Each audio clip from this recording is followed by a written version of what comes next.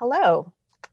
I'd like to welcome everybody to this Brooklyn Book Festival event and thank the audience for joining us this evening.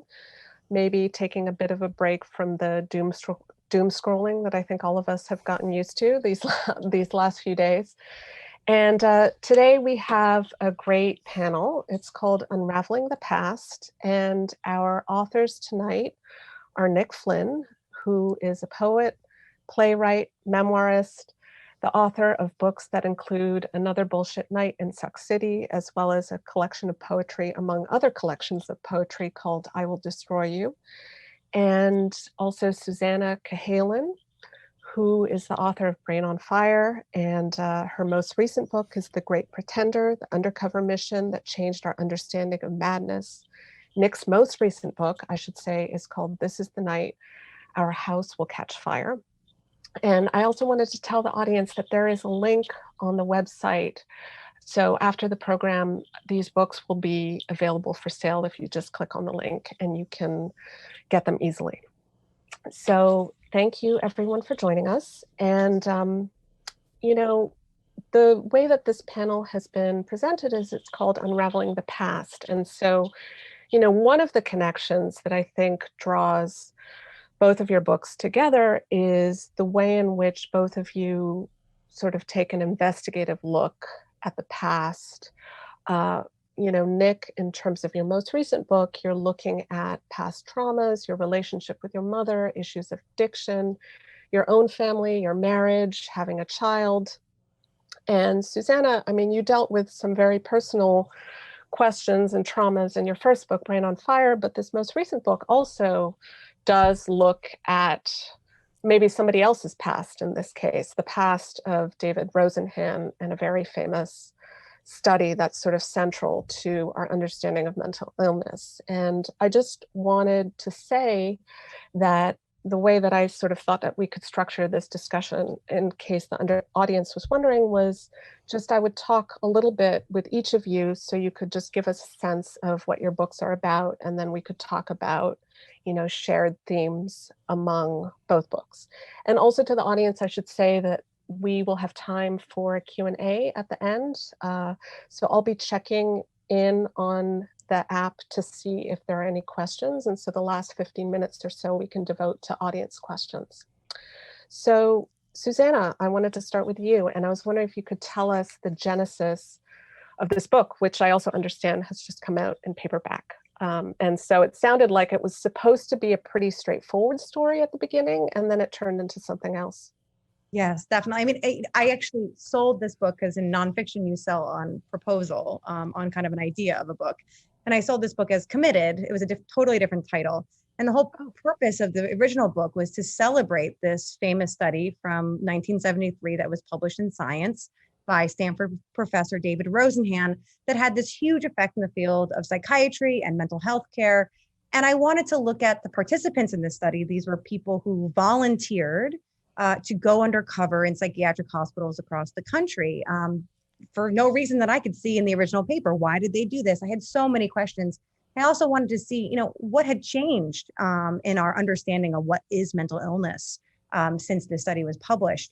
And so that was my initial pursuit. And I obviously came from a very personal place because in my first book, I wrote about my brief misdiagnosis with a serious mental illness, which raised all these questions about if we can get that wrong so easily, even in the short term, what do we really know about these conditions? And what is the difference between physical and mental and psychological, psychiatric and organic, all these kind of terms that we use.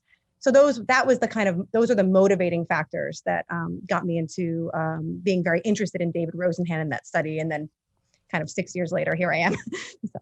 Right. And you found out that the study wasn't necessarily what it presented itself to be.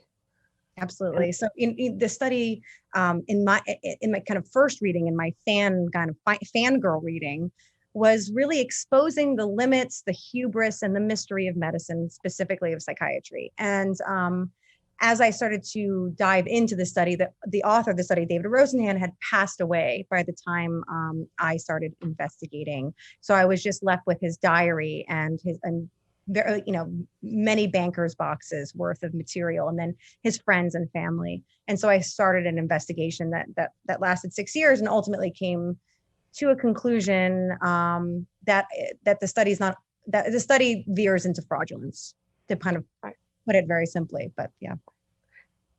And we'll get into that question, and also actually I feel like that question itself is even complicated in the book, which is also kind of fascinating. And Nick, your most recent book, I wanted to ask, I mean, the way you started is that you say that it started as a bedtime story that you used to tell to your daughter. But then the book itself sort of blossoms into something that's a lot more than that particular story. So I was wondering if you could tell us a bit about the genesis of that. Sure. Excuse me. Just say it's great to be here. Thank you, Jennifer, too, for doing this. And for Susannah, like, I'm coming at this as primarily a poet, and I'm with these two great journalists. So, which is interesting. Just Susannah and I talked about this before, about how we're both sort of coming at it from different directions, coming at our, examinations of things. My book, it began as a story I tell my daughter, but she would ask me when she was 7 and she was asking me what I was like when I was 7, like what my life was like when I was 7. She kept asking me. She would ask me like 100 times, 200 times. And I would tell her this one story. I could only remember one story really clearly. And it was this hermit-like man that lived in the woods behind my grandmother's. And as I began to tell the story, it took on the feel of a fairy tale. And it just sort of kept, it ended up being able to go with her to take 3 trips with her back to my hometown to show her the sites of these places that I would tell her about. And the one year was to show her the house where this hermit lived, and the next year was to show her this salt marsh that I would find refuge in. And the last year was to find, to enter into the house that caught fire, which is the title of the book. This is the night our house caught fire. So it's sort of structured around these 3 journeys I took with my daughter over 3 years back into my past at that age. And Nick, in terms of this, this sort of, I guess, central event about the house catching fire when you were your daughter's age, I mean, it sounds like that story in and of itself sort of transformed over the course of, I wasn't sure if it was the book or your understanding of what actually happened predated the writing of the book. I mean, when did you find out that the fire didn't take place in the way that you thought it did? Yeah, well, I mean, there's probably 3 different levels of that. The first would be when the fire actually happened when I was 6, and there was a story that was told about it that raccoons had set our house on fire. And then, many years later, when I was 35, I tracked down the boyfriend she was with at the time, who was in the house at that time with her, and he said that he just laughed when I said raccoons, and he said, "No, your mother set your house on fire to get the insurance money." And then for many years after that, for another 20 years after that, I sort of thought that was the story. That is the story I still have, but the affect of that story was lost on me. It was a story without affect. I didn't understand, or I couldn't feel all the levels of that story, what that story meant.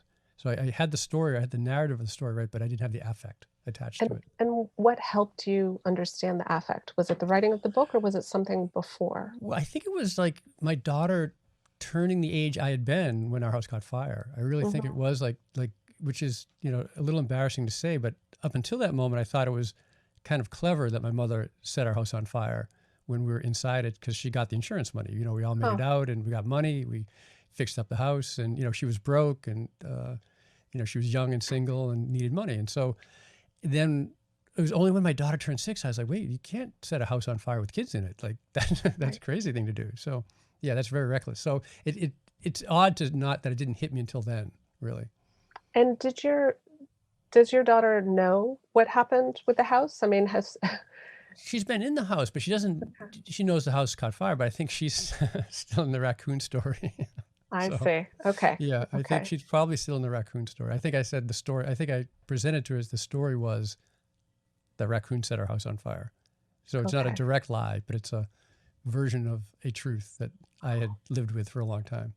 Well, actually, this was something that I found really interesting reading both of your books, because Nick, as you say, I mean, both of you do approach your subjects very differently, understandably. I mean, Nick, you're looking at your own past. It's very personal. Susannah, I mean, unlike your first book, I mean, this one, this is really dealing with a story, even if it's connected to your own personal experience in some way, you're looking at somebody else's life and their work. And but I thought it was kind of fascinating, Susannah, I had initially read your book, I guess a year ago when it first came out, or almost a year ago. And it was only when I returned to it very, very recently that I realized that the first sentence of the book, you say, the story that follows is true. It is also not true. And then it was just really interesting because I had just finished reading Nick's book for the first time, where, you have several passages in your book where you talk about lies specifically and how something can be a lie as well as not a lie. And so when you talk to your daughter about what happened to your mother, and, your mother committed suicide when you were 22, but you tell your daughter that she died because she had a bad heart, and that there is something, that's a lie about that, but also not quite a lie. And so, that's a question that I thought that maybe we could talk a little bit about, because it's just, I think, so interesting and so rich. And I think especially now, obviously, people are really thinking about this. Is there a division? I mean, there is a division, obviously, I think, between truth and lies, but what is it? How do we know it when we see it? I mean, how do each of you conceive of it? So Susannah, I was wondering if maybe you wanted to talk a little bit about that. Yeah, when I was reading Nick's book, that was one of the things that jumped out at me most about the kind of connection between our two books. At some point, you said, that there are some things you don't tell your daughter, and this idea of kind of, is it a lie if it's an omission, or is it a version of the truth that may have been true when you were 7? And that truth exists at that time, and how do those truths change when during our life narratives and we add new information to those old beliefs? I think that's so fascinating. And a lot of that actually connects very deeply with Brain on Fire, and the reasons for writing this book too, because I think, when I first went to after Brain on Fire, and I was really reckoning with some of the aftermath of that and people really connecting with that story, I was realizing that in some ways I was still dealing with some of my own versions of the truth, and how I was seeing my illness as a very distinct illness from a psychiatric illness. I'm getting kind of specific here in terms of but I was kind of divorcing my experience from that of like the history of mental health. And it was only upon learning new information about the greater history, about David Rosenhan specifically, that I actually placed my own experience within that history, in a sense, thinking of my illness as not, this neurobiological thing that's completely different from someone who had, a psychiatric condition, but how they're all a piece. And so that was kind of a learning experience looking back. But in terms of this idea of the truth versus, fact versus fiction, and the creation of nonfiction, I really grappled with that in terms of this book, because I did believe that there were a lot of truths in the piece that I was uncovering. But there were fundamental lies there too. So I really kind of grappled with, how do I deal with this person who is a liar, but also is kind of gets to the heart of an issue that is really important, Right. Nick? Yeah, I mean, it's on different levels too. Like Susannah's book, yeah, it is that, like, I love that the scientists, with the fraudulent study, that his friends at the end are really still supportive of him, say, well, that's just sort of what, that this, and he didn't publish the book. He ended up not publishing the book, but the essay was very, hugely influential. And, I'm sure, I mean, I feel like I've read it, that it's like it's something that influenced my thinking. I was like, it sounds right to me. It has the air of being right.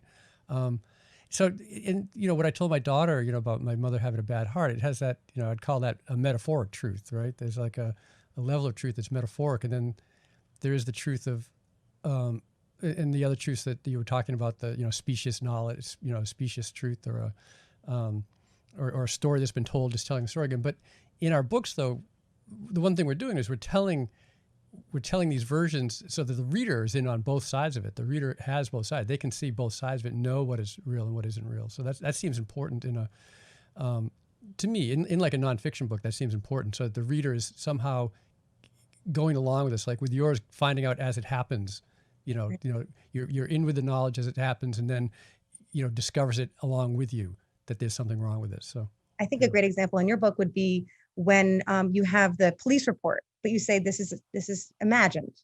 Yeah. You're not making up the police report. That is a lie. There's by saying this is the imagined, then we can go in with you and we can experience it. And there's a truth that you expose by creating this. This is the act of creation versus the act of lying. Yeah, and that would be a problem if I just had that falsified exactly. a police report. Yeah, that would be a problem. Very problematic. In my world, but in other people's worlds, it wouldn't be. I mean, David Rosenhan might have falsified, a scientific study. See, that's where, for me, David Rosenhan becomes a little bit more villain in my. Right. I adore this man. I've never met him, but I know him very intimately just because I've read so much of his mind, because I have his diaries, and very close with his friends. And I think I'm so enamored with him in a lot of ways, but he lied. I mean, and to a point where the ends did not justify the means. And this was supposedly science. And of course, science, as we know, we're going through right now, it goes through fits and starts, and there are mistakes, but to outright fabricate, that's very problematic. And that's why I felt a kind of call to action that I had to write the book the way that I did, in kind of presenting it, as Nick said, presenting both sides, but being as strong as I could about the side that was a little bit more disappointed, let's say, in the way that he had pursued this scientific piece of research. Yeah. But a lot of those studies, like those psychological studies, I mean, that's why, there's often things that are left out and things that are just highlighted that in order to back up a supposition that comes first, like even the Zambaro, like the Stanford prison experiment, there's a lot of other information in that doesn't get put out. And then even the one with the pain thing where people are giving pain to each other, like initiating pain on each other. Experiment, yeah. The Milgram experiment, like there's so many other versions of that we don't hear. We have that people just become torturers right away, like really easily. But there's all these other people that did not do that. There's many, many other parts of that experiment that we just don't actually even focus on. We don't even think about. So the sexy stuff that's not counterintuitive, that's not flashy, doesn't get covered. And I focus on psychology, but this happens in the hard sciences too. And that's what's kind of scary, is that you can p-hack, which is like taking certain data and removing certain data that doesn't fit your thesis. And it's done all the time. And graduate students have emailed me in droves saying that their advisors have kind of dismissed some data that don't match their thesis, et cetera. Yeah. But in cancer studies, like, we're not necessarily just talking in psychology or psychiatry. So it's a big problem, in medicine, in research in general. Mm-hmm. And, actually, Susannah, you mentioned something that I also wanted to ask both of you, having to do with, you mentioned in the context that you're close to some of the people that Rosenhan was close with. And, Nick, you mentioned that Susannah talks about some of Rosenhan's friends and colleagues who still support, the core of his findings at the end of the book, even after you present them with what you found in the course of your research, Susannah.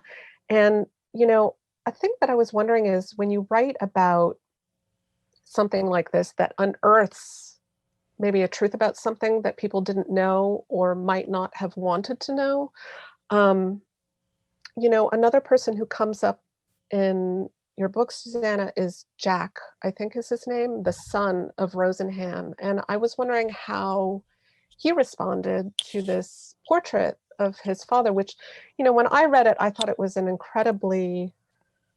it was tough, but it was also very well-rounded. Like, I felt like you really tried to empathize with, why he did what he did. And so I was wondering how somebody like Jack responded, if you heard from him afterward.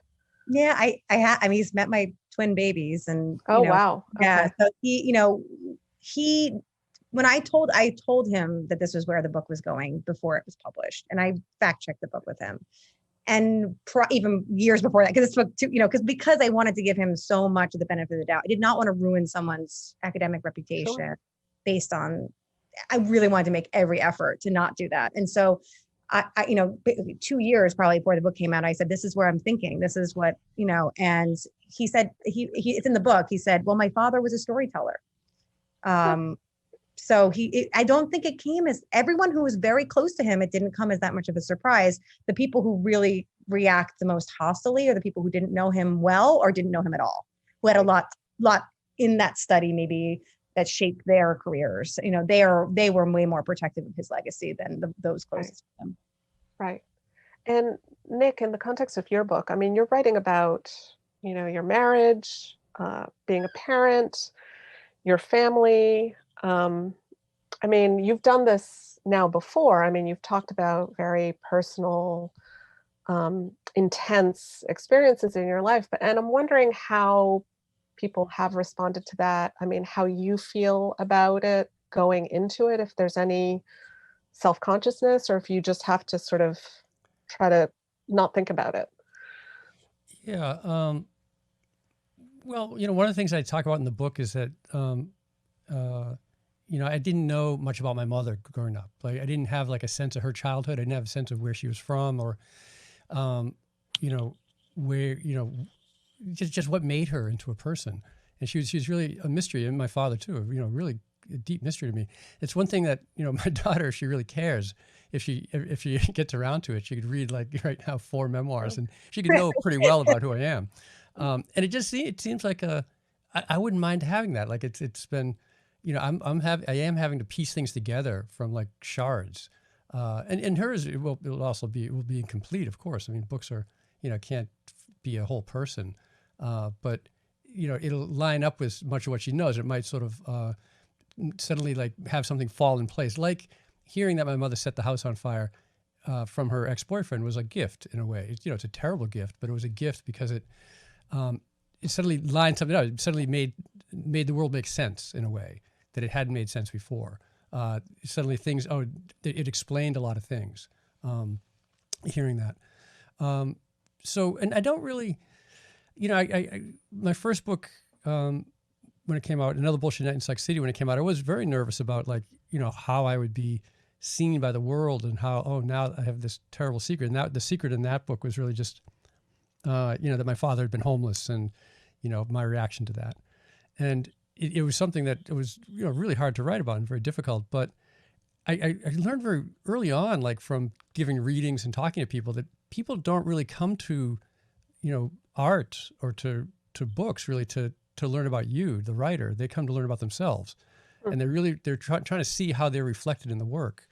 And, you know, my wife really helped me. She's an actor, and she really helped by just saying that, you know, she sees her job as just to create a scrim for others to project upon, and to then carry that projection with grace. So you just sort of, you're doing a service in some way. You're trying to sort of create a scrim for others to see themselves on it. So. And actually, you know, I was wondering, as both of you, as people who have written about these, you know, intensely personal experiences, put them into books, and then sort of release them into the world. And then people, you know, I imagine people respond to them. Nick, as you point out, they sort of project their own experiences onto them. I mean, have you ever had experiences where you meet with readers and you're just sort of surprised by the way that they interpret or metabolize your work, or do you just take it as part of what it is? I mean, do you ever feel, I guess, misunderstood is what I'm wondering. Nick, would you like to? I'll jump in for that, Yeah. I guess. Yeah, people come toward me with all sorts of things. Yeah. But I do really take it as like something that they needed to see in themselves. Like you know, when my first example of it was from the first book, in the first like Q&A, when someone from the audience asked, how does it feel to have written something that makes people angry with you? And I was like, and I asked her, I just sort of went back. I said, well, you know, as I did the Socratic thing, and I just said, are you working on something you're afraid is going to make people angry? And she was like, you know, she thought I was some mind reader or something. And I just was like, well, no, it's just, I have many problems, but that's just not one of my problems. I mean, that's not one of them. Like, I don't think I've done that.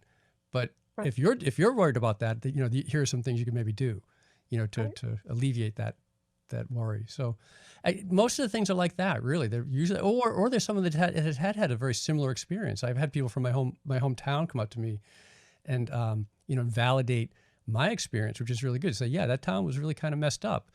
You know, I've had people come up and, you know, that I've written something that's validated their experience. They've had a father who was homeless, or, you know, struggled with relationships and things. So it goes both ways. It really is it becomes a conversation. Once the book is written, it becomes a conversation. I'm not the like locus of knowledge. I'm not the center of knowledge. It becomes more of a conversation. So, Susannah? For me, it's been a strange thing, because I for some reason I have been seen as this locus of knowledge about this very specific autoimmune disease. And it's been amazing because people have many people now have gotten diagnoses because of that book. And I've met people have come to my readings I'm sounding like I'm exaggerating, but whose lives were really saved because that book was out, because their doctor had read it, or their nurse had read it, or their mother saw it. And so that for a while, that's amazing. It's been an incredible, I could never have foreseen. I wrote that book for that reason. I really think that was the big impetus to get that book done. I wrote it in a year. I wrote it really in a fever.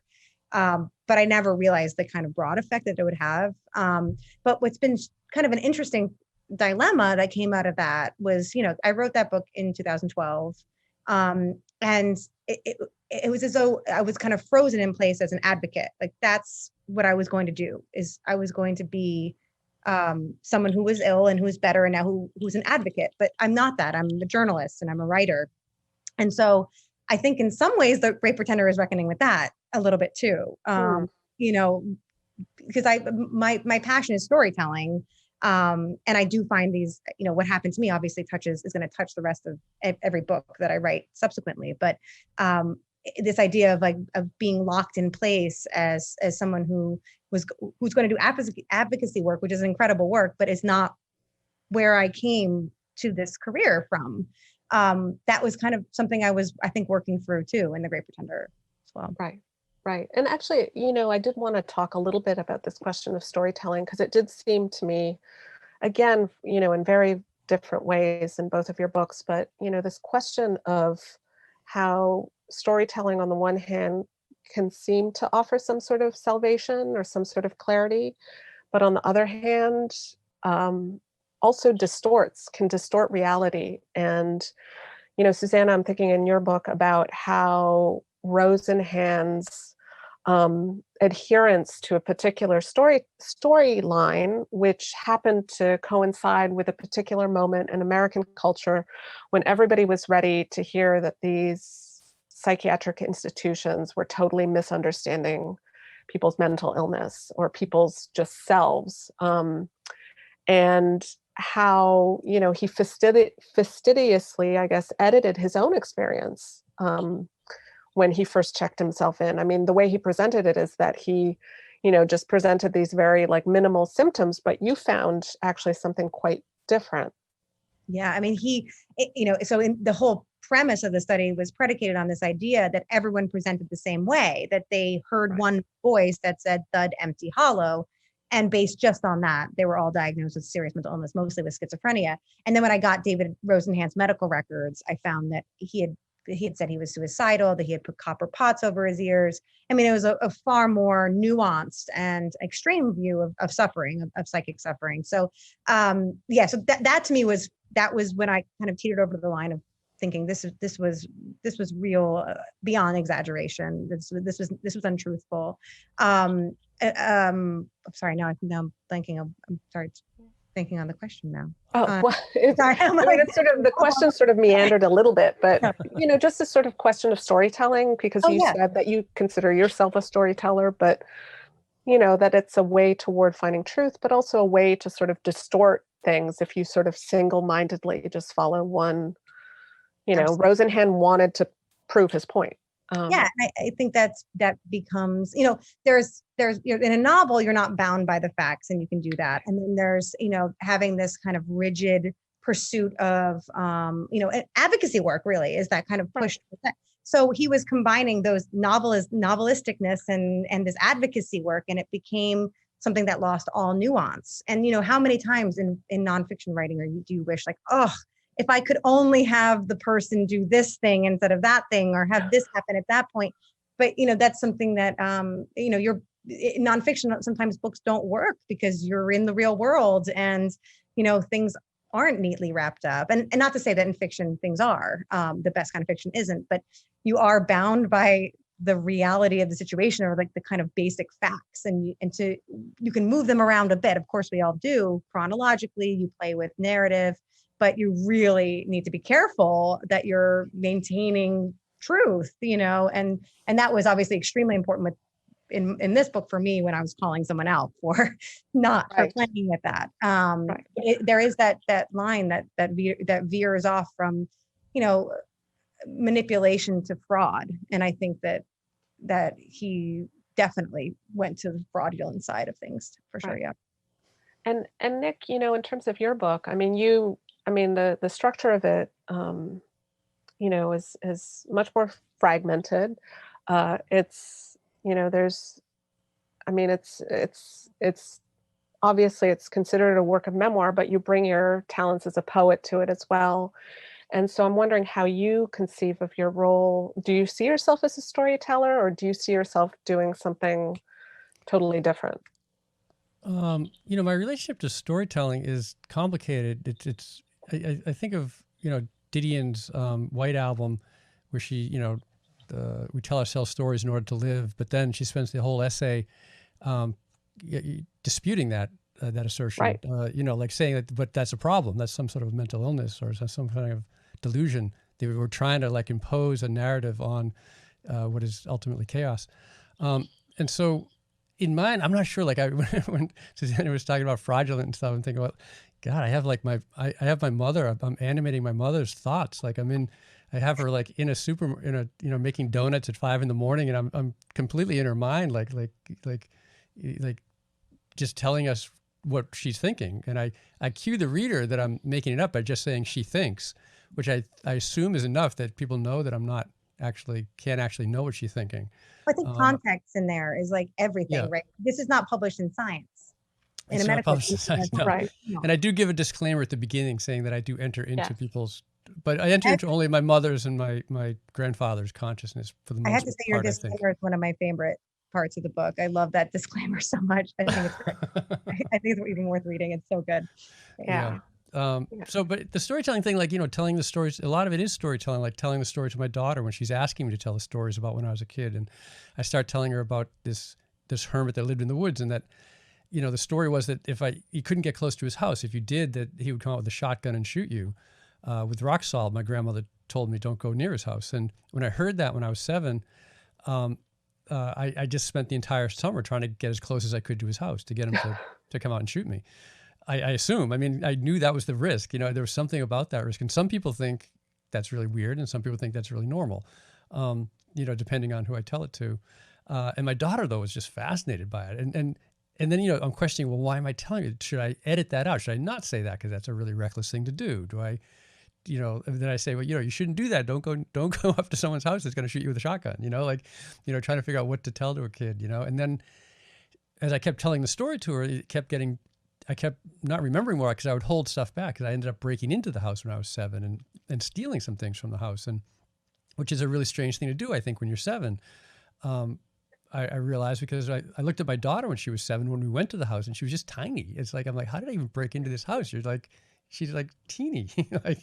I remember very clearly very having to put a board against the side of the house and climb up, and because I couldn't reach. And now as an adult, you just could crawl right in the window. You don't have to put a board against it. So yeah, so I had to tell you, you shouldn't break into houses too. I had to tell that part of the story also too.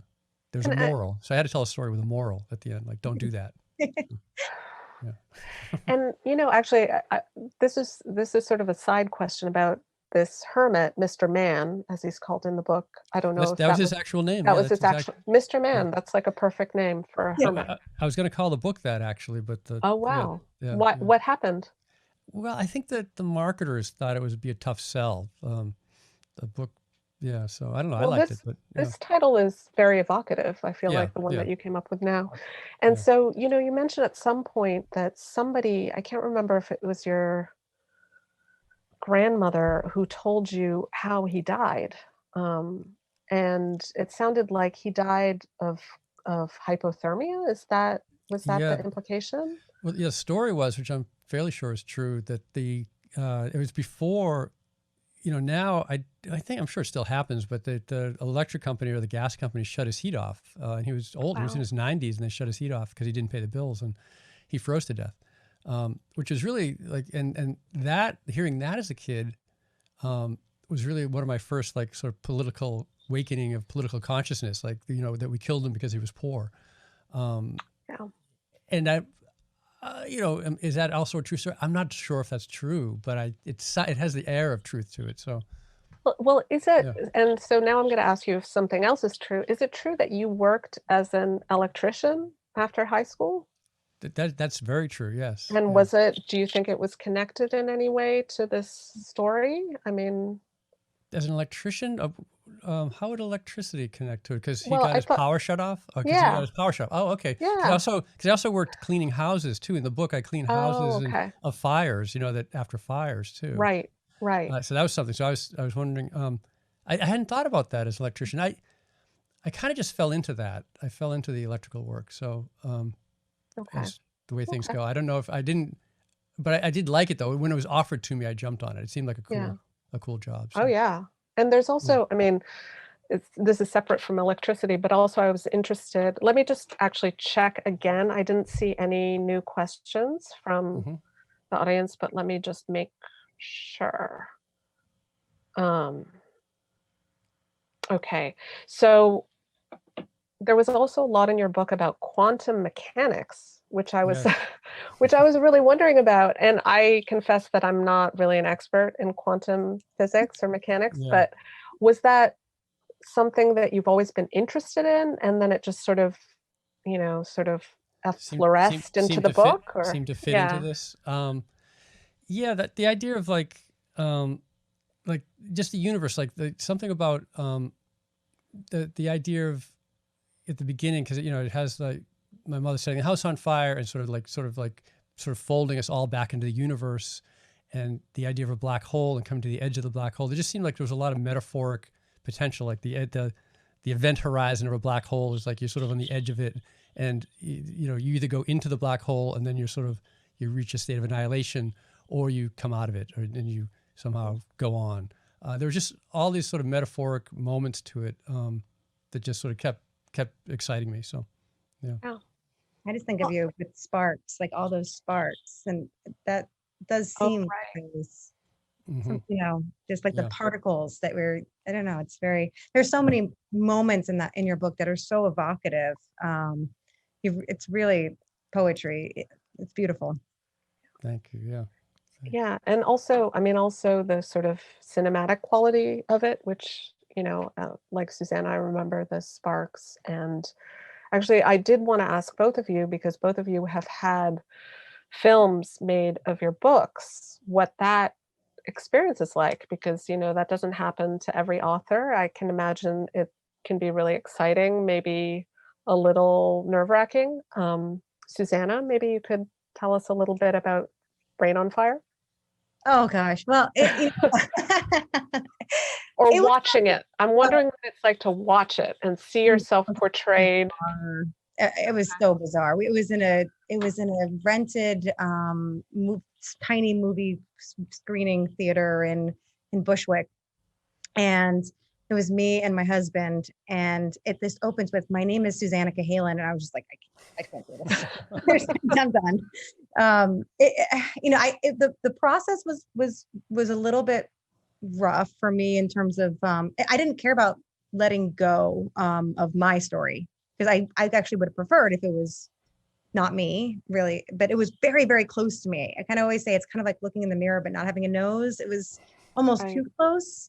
And so, the thing that I was really kind of concerned about was getting the illness right. So that was something I really pushed. And luckily I was mostly hurt about that. So, Okay. but you do lose a lot. I don't know in Nick's case, if in your case, but you lose almost all control once it leaves your hands, unless you're incredibly connected, to the Right. actual creation of the movie. But no, I had like these ebbs and flow feelings about that movie, and I'm of course very appreciative of it happening, but it was a very strange experience, very strange journey.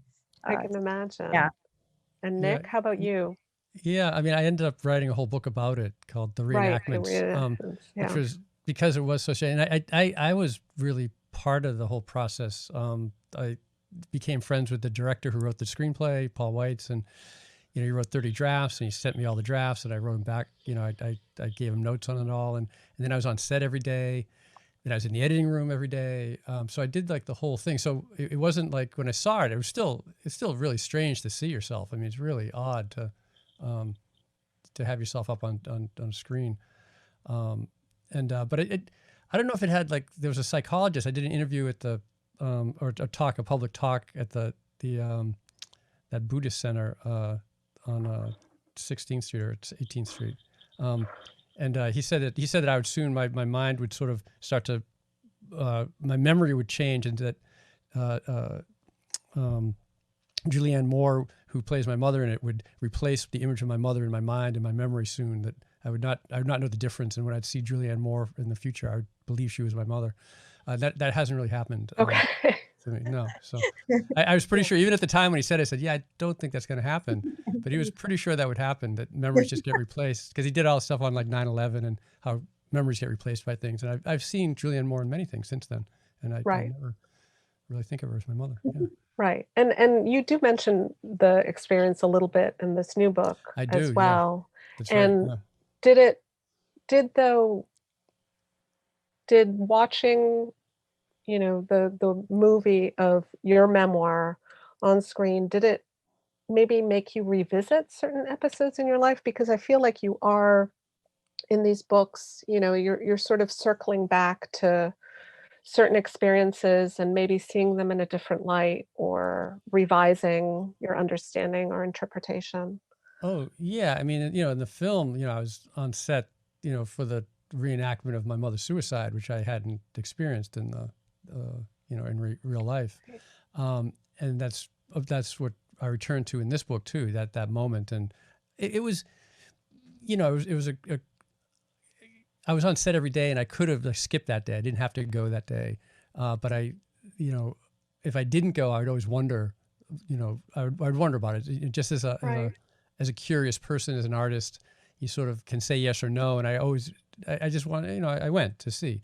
And it was really quite beautiful too. It was beautiful, but I think it was also did some damage too, to do that. So, and yeah, and circling around this thing, I think we all have certain key moments in our lives that they keep giving off energy in our lives, and we keep having to return to them and as we get older, or as we reach other stages in our lives, if, you know, once you have a child or once you know, reach a certain age, you'll see it differently. You know, if I, you know, once I reached the age my mother was when she committed suicide, I could see it very differently. And once I go past that age, you see it very differently. So, Right. Yeah. Well, we're actually closing toward the end of the program tonight. So before we finish, I just wanted to ask both of you quickly, and you can answer this as specifically or vaguely as you'd like, which is just what's next for each of you. Susannah? Oh gosh. You don't, I mean, I have to say during this time, probably nobody needs to have anything specific going on, but if there's anything you shower once a week, it's like my number one goal. You know, trying to just, you know, yeah. Right. No, I'm actually circling an idea that does go into psychedelics. I'm really interested in psychedelics. Oh, okay. So something like vaguely that I'm interested in. Yeah. Oh, great. And Nick? I was due in April to do a presentation, a performance, this big sort of immersive performance of this William Blake thing that I've been working on for about 6 years, and done various smaller incarnations of it. And it was a big production, and it got, you know, derailed. Right. And so me and the director, Megan Flynn, she runs the Tank Theater in Manhattan, and we're figuring out how to do it as a series of YouTube videos, short YouTube videos. So, yeah. Great. That's okay. Yeah, I mean, that's as of yesterday. I hadn't done anything up until now. So. Wow. Yeah. I can feel better. Yeah. Well, thank you so much. And I'd like to remind the audience that Susannah's book and Nick's book are available at the link that you should see, where I think it actually just says buy books.